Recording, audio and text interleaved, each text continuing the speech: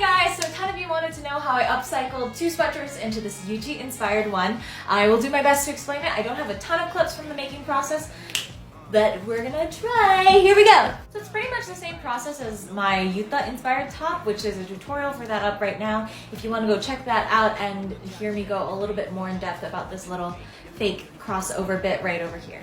But for this top, I did make a few adjustments. So I took one black sweatshirt and one red sweatshirt, my trusty seam ripper, and I basically took apart the puzzle pieces and re-put them back together in kind of like a patchwork situation. So we seam ripped the red cuffs off the red sweatshirt, sewed them back onto the black sweatshirt.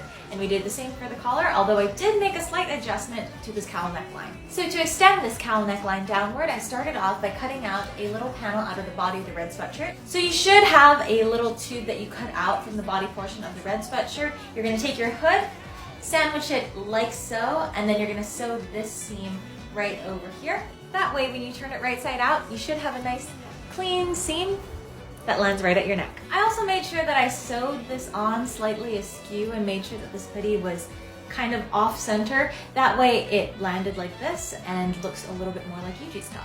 Then you're gonna put your finished hood on the side and we're gonna work on this little fake crossover bit. So the reason why it is cropped is because we need the fabric from the bottom portion of the black sweatshirt to finish this edge right over here. So cut off a chunk of the bottom like so. Cut this shape out of the front of your black sweatshirt.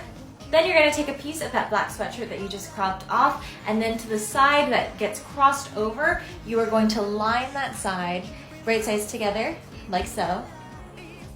That way when you turn it right side out and then reattach it on this side, you have a nice finished edge that looks like it's a whole separate piece that's getting crossed over. I think it's going to be a little bit easier if I take this off and kind of show you what I'm talking about. Ignore the safety pin, I got lazy sewing on my button.